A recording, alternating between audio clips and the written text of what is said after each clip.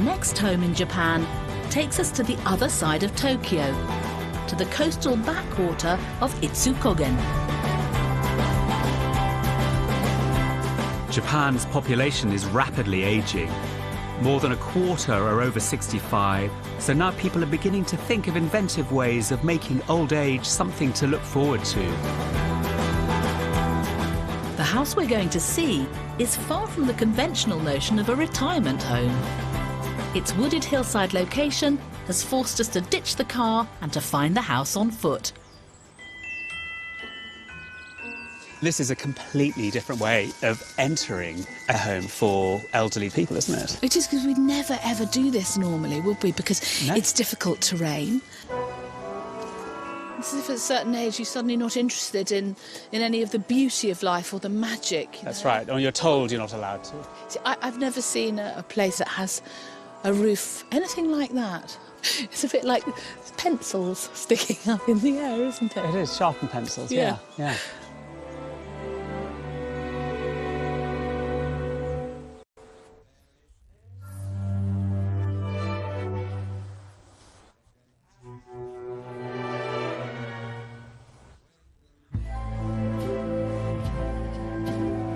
Jikka House is an extraordinary grouping of primitive-looking teepee-like structures, echoing Japan's ancient past. It isn't just a home, though. It's also run as a cafe and community centre for the local area. Here, the owners have resisted the tendency to become more conservative in old age. It's a romantic building. I mean, this whole journey about arriving through the woods up the path. I mean, if there was an ordinary building at the end of it, it wouldn't be worth it. So it has to be magical, mysterious, and romantic.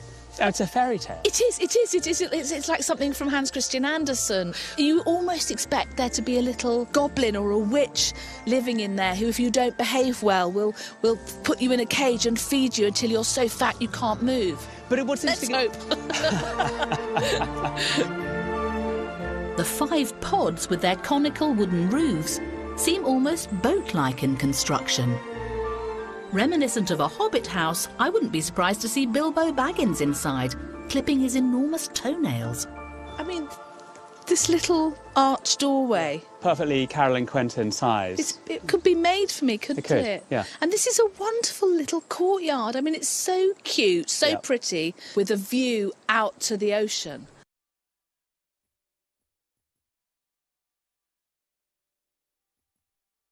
The word eccentric hardly does this place justice. It's just all so quirky.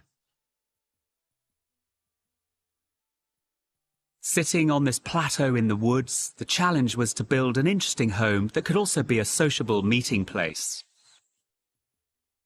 The solution was 5 linked pods beneath conical roof forms. At its heart, the largest room contains a kitchen and workbench with enough space to welcome guests and act as the cafe.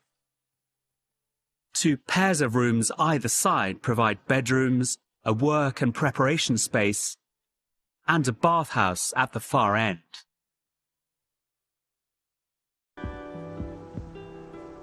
Wow, what a beautiful room. This is the biggest room in this house, but it's still quite small, but it doesn't feel small because of the loftiness of this roof that is this conical structure. It's almost cathedral-like. And there are 30 pieces of timber that come down from the oculus and bear on this reinforced concrete external wall.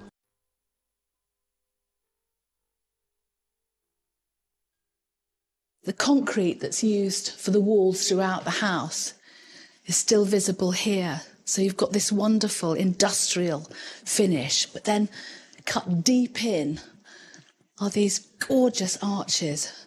So when you're lying in bed, you're still very much in touch with nature.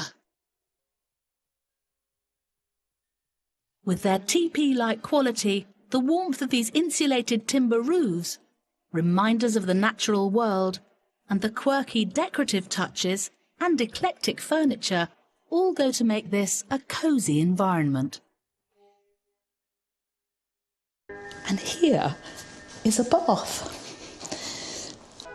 With its gentle slope, it's also designed for wheelchair access, And not only that, but this whole thing just continues with that theme of treating people with age and perhaps some disabilities with a sense of dignity.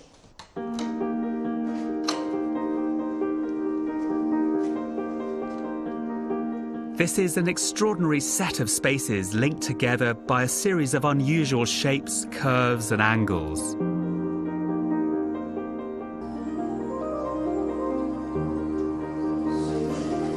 Its owners are old friends, Nobuko and Sachiko, who met working together cooking bento boxes for the elderly in Tokyo. They opened their home as a cafe for the local community.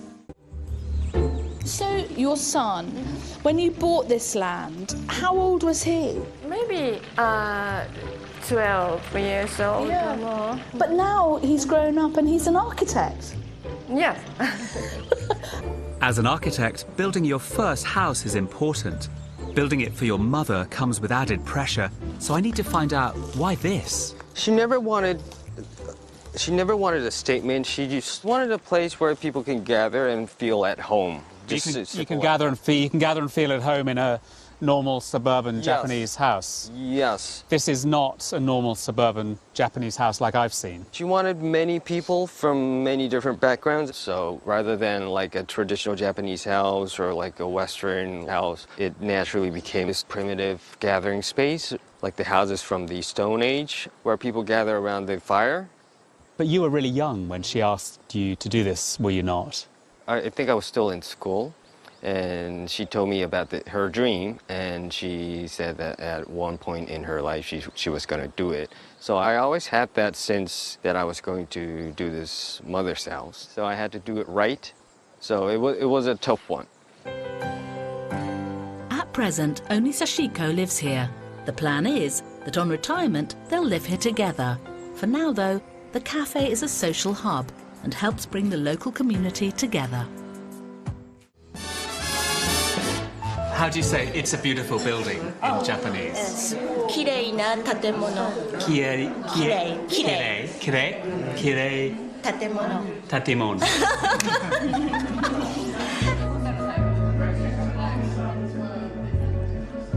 I love not quite knowing whether I'm sitting in someone's house or whether I'm sitting in a cafe. And yet, everybody's entirely comfortable here. And the stuff of this room is so beautiful. The surfaces, the materials, this white ceramic on this rough concrete, but also the space itself, this beautiful conical structure that floats above us. Acoustically, it's perfect. You just hear that kind of little twitter of people laughing and talking and discussing things and enjoying their meal.